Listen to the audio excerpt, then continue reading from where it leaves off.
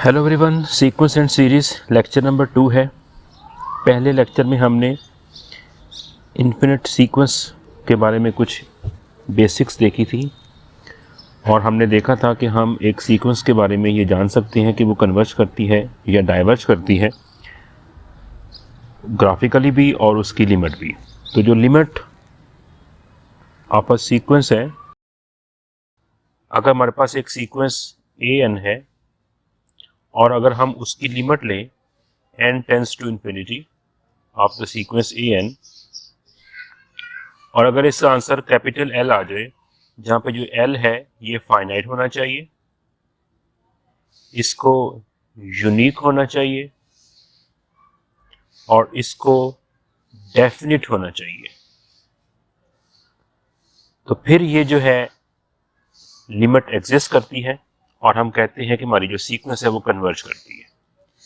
यानी सीक्वेंस जो कन्वर्ज करेगी, इट विल कन्वर्ज इफ जो an है it will approaches to capital L if n approaches to infinity. और अगर ऐसा L हमें ना मिल सके तो फिर हम कहते हैं कि हमारी सीक्वेंस, हमारी जो लिमिट है वो एग्जिस्ट नहीं करती है, लिहाजा हमारी जो सीक्वेंस है वो डाइवर्ज है। अच्छा, अब यहाँ पे ये देखना है कि ये तीन जो इसकी ऊपर है, फाइनाइट हो, यूनिकनेस हो, डेफिनेट हो, इसका क्या मतलब बनता है। देखिए, मैं इसकी एग्जांपल लेता हूँ। पहली एग्जांपल देखिए, मेरे पास सीक्वेंस है, लिमिट आप सीक्वेंस ले लें an is equal to n square. इसकी लिमिट लीजिए n tends to infinity n square, ये आप बिल्कुल जानते हैं, जब आप लिमिट अप्लाई करेंगे ये इन्फिनिटी आ जाएगा। इसका मतलब कि ये फाइनाइट नहीं है, तो ये डाइवर्ज कर जाएगी। It is divergent sequence, limit exist नहीं की, लिहाजा हमारी जो सीक्वेंस है वो डाइवर्ज कर रही है। दूसरे केस में आप क्या कीजिए, आप लीजिए an इज इक्वल टू -1 की पावर n लीजिए और इसकी लिमिट लीजिए,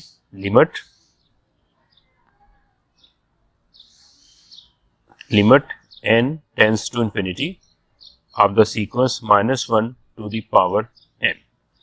अच्छा, अब देखिए, अब इसकी लिमिट क्या आएगी, डिपेंडिंग ऑन n अगर आपका इवन नंबर है तो ये पॉजिटिव 1 आएगा, अगर n आपका ऑड नंबर है तो ये नेगेटिव 1 आएगा। तो इसका मतलब कि आप इसका अगर ग्राफ भी ड्रॉ करेंगे तो ये इसकी जो टर्म्स आएंगी वो आपकी देख सकते हैं। इसकी जो टर्म आनी है, पहली नेगेटिव आएगी, फिर पॉजिटिव 1 आएगी, फिर नेगेटिव 1, फिर पॉजिटिव 1, फिर नेगेटिव 1, फिर पॉजिटिव 1, यानी ये इस तरह ऑसिलेट करती जा रही है इन दो नंबर्स के दरमियान। इसकी जो लिमिट आएगी, जब आप n tends to infinity apply करेंगे तो इसका आंसर पॉजिटिव और नेगेटिव 1 आएगा। यानी आप ये कह सकते हैं प्रिसाइजली इसका आंसर 1 आएगा इफ n इज इवन, और नेगेटिव 1 आएगा जब n इसका ऑड आएगा। तो इसकी लिमिट जो है वो दो नंबर आए हैं, दो उसके आंसर आए हैं, एक 1 है और एक नेगेटिव 1 है, लिहाजा ये यूनिक नहीं है। तो यूनिकनेस होना चाहिए, जो कि लिमिट यूनिक नहीं है तो हम कहते हैं कि लिमिट जो है इसकी डज नॉट एग्जिस्ट, जैसा हमारी जो सीक्वेंस है वो क्या कर रही है, वो डाइवर्ज कर रही है। तो ये भी मेरे पास डाइवर्जेंट सीक्वेंस है। अच्छा, तीसरा केस है डेफिनेट नंबर क्या होता है। आप देखिए, अगर मेरे पास एक तीसरी में सीक्वेंस ले रहा हूं an इज इक्वल टू, ये साइन n अगर लिया, साइन ऑफ n है, इसकी लिमिट लीजिए, limit n tends to infinity of the function sine of n। अब इसका आंसर क्या आएगा। अब साइन n हम जानते हैं कि जो साइन n होता है, जो ट्रिगोनोमेट्रिक फंक्शन है, ये पीरियोडिक फंक्शन है। इसका अगर आप ग्राफ ड्रॉ करें फॉर रियल x, यहाँ पे तो n मैंने लिया हुआ नेचुरल नंबर, तो लेकिन आप अगर रियल x लें, साइन x ग्राफ ड्रॉ करें, देखें वो इस तरह वेव बनती है और चलती जाती है, इधर भी ऐसे मूव कर रही होती है। इसकी वैल्यू पॉजिटिव 1 और नेगेटिव 1 के दरमियान रहती है। ये नेगेटिव 1 है, ये पॉजिटिव 1 है। इसका मतलब कि हम इसको या ये लिखते हैं कि -1 less than equal to -1 sine of x less than equal to 1 आएगी। यानी इसकी जो रेंज है वो नेगेटिव 1 और पॉजिटिव 1 के दरमियान आएगी फॉर ऑल x।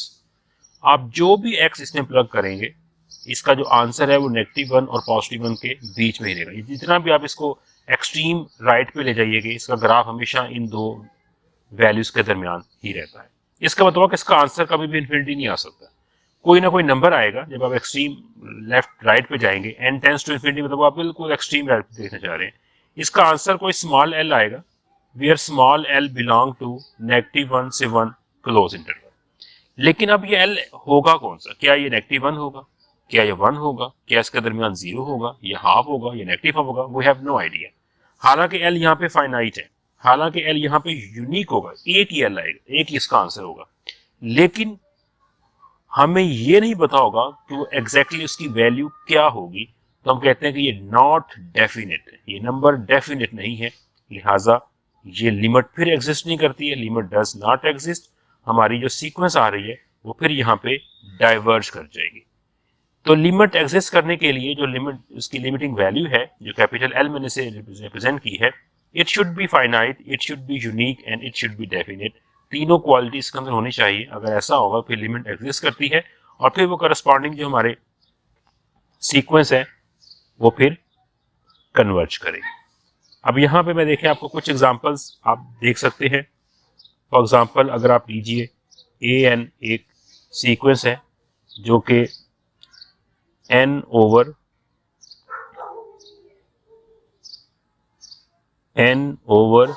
2n+1 इसके बराबर है 1 to infinity। ना भी लिखें आप, सिंपल इसको लिख सकते हैं, यानी आप इसको यूं भी लिख सकते हैं, सिंपल लिख लीजिए। आप ये भी चेक कर सकते हैं, इसकी लिमिट लीजिए, limit n tends to infinity. ऊपर मैंने बड़ी सिंपल सी सीक्वेंस ली थी, ये थोड़ी सी देखिए n ओवर 2n+1। अब यहाँ पे थोड़ा सा आपको लिमिट अप्लाई करने का कॉन्सेप्ट भी चाहिए। अब यहाँ पे अगर आप लिमिट अप्लाई करेंगे ना तो देखिए इन्फिनिटी बाय इन्फिनिटी आ जाती है, जो कि इनडिटर्मिनेट फॉर्म है। अगर ऐसी फॉर्म आ जाए हम लिमिट अप्लाई नहीं कर सकते, हमें ये फॉर्म ब्रेक करनी पड़ती है। अच्छा, कैसे ब्रेक कर सकते हैं? यहाँ पे देखिए, क्योंकि ये इन्फिनिटी पे है तो इसका बड़ा सादा सा रूल है। आप इसमें से इसको थोड़ा सा मैनिपुलेट कर सकते हैं। ऊपर जो आपके पास जो पॉलिनोमियल है उसमें जो हाईएस्ट ऑर्डर टर्म है वो कॉमन ले लीजिए, तो देखिए वो 1 ही रहेगी, वो n ही आएगी। यहाँ भी जो हाईएस्ट ऑर्डर टर्म है जो कि n है, कॉमन ले लीजिए, बाकी 2+1 ओवर n आ जाएगा। ये जो n है n से n कट जाएगा, जो बाकी बचेगा मेरे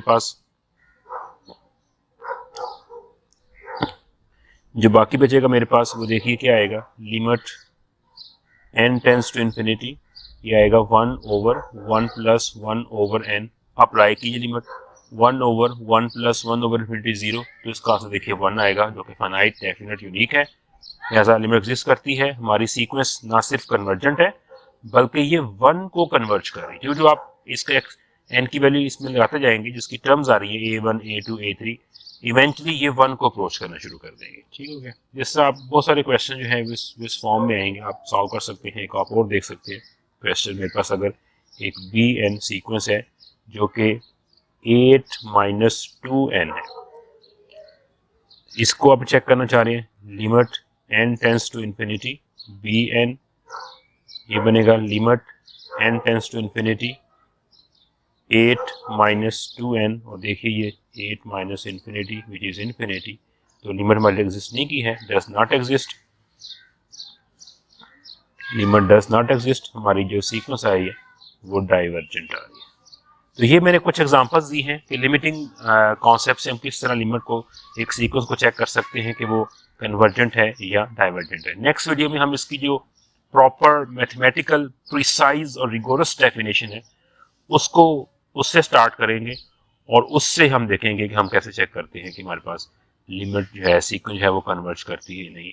प्रैक्टिकली ये लिमिट डेफिनेशन ही सबसे बेहतरीन है। ये जो क्राइटेरिया है ना चेक करने का, सबसे प्रैक्टिकली यही यूज होता है, लेकिन ये हर दफ़ा इस्तेमाल नहीं हो सकता। देयर आर सम सीक्वेंस जहाँ पे हम लिमिट अप्लाई करके नहीं चेक कर सकते कि वो कन्वर्ज करती है कि डाइवर्ज करती है। कुछ सीक्वेंस होती हैं जो अपने रिकरस रिलेशन से डिफाइन की जाती है, जैसा कि फिबोनाची सीक्वेंस है। ठीक है, फिबोनाची सीक्वेंस होती है, उसमें आपकी पहली टर्म 1 है, सेकंड टर्म भी 1 है, उसके बाद इन दोनों का सम कीजिए, 1+1 2 आएगी, फिर लास्ट 2 सम का सम कीजिए जो कि 1+2 3 आएगी, फिर लास्ट 2 टर्म को सम कीजिए, ये 5 आएगा, फिर लास्ट 2 टर्म, ये हर दफ़ा लास्ट 2 सम्स जो प्रीवियस 2 टर्म्स हैं को ऐड कर दीजिए, ये 8 आएगा, फिर 13 आएगा, फिर 21 आएगा, सो ऑन। तो देखिए ये इस तरह की कुछ होती है, इनको आप अगर रिकर्सिवली डिफाइन कर सकते हैं। इसका मतलब कि यहाँ पे जो Fn होगा, वो कोई भी जो उसकी टर्म है Fn An लिख सकते हैं, लेकिन फिबोनाची को है तो स्पेसिफिक एक सीक्वेंस है तो उसको हम An की जगह Fn लिखते हैं। ये सम है अपनी प्रीवियस 2 टर्म्स का, तो it is Fn-2 plus Fn-1, और जिसकी जो स्टार्टिंग 2 टर्म्स आ रही है वो उसकी जो फिक्स है 1 और 1 है। उसकी दो इनिशियल कंडीशन बन जाएंगी। यानी यहाँ पे जो हम n स्टार्ट करेंगे, यहाँ पे जो n की वैल्यू होगी वो होगी 2 से स्टार्ट करेंगे, 2 3 4 लेंगे। तो इसका मतलब जो f जो 0 है ये 1 है और f जो 1 है ये भी 1 है। तो ये अब यहाँ पे देखिए, अगर आप यहाँ पे सिर्फ आपको ये दिया जाए, यहाँ तो अब मुझे पता था ना कि ये सीक्वेंस असल में ये है जिसको मैंने इससे डिफाइन कर रहा हूँ, तो ये तो मुझे नजर आ रही है कि डाइवर्ज कर रही है। लेकिन अगर आपको ये रिलेशन दिया जाए, ये सीक्वेंस ऊपर ना बताओ आपको, अब इस रिलेशन को देखकर आप नहीं डिसाइड कर सकते कि ये सीक्वेंस डाइवर्ज करती है कि कन्वर्ज करती है लिमिट अप्लाई करके। ठीक हो गया। तो लिमिटिंग जो कॉन्सेप्ट है ये बहुत यूजफुल है, लेकिन हर एक सीक्वेंस पे अप्लाई नहीं होता, खासकर वहां पे जहां हमें सीक्वेंस की एंड टर्म नहीं दी जाती बल्कि उसका एक रिकर्सिव रिलेशन दिया जाता है। उससे अगर चेक करना हो तो फिर हमें कुछ और एलिमेंट पढ़ने पड़ते हैं, कुछ और उसकी थ्योरी को थोड़ा डीपली देखना पड़ता है कि मोनोटोनिक सीक्वेंस कौन सी होती है, बाउंडेड सीक्वेंस कौन सी होती है, उसकी जो प्रिसाइज एप्सिलॉन डेफिनेशन है लिमिट की वो क्या होती है, वहां से चेक करना पड़ता है। वो हम नेक्स्ट लेक्चर में डिस्कवर करेंगे। Thank you for watching.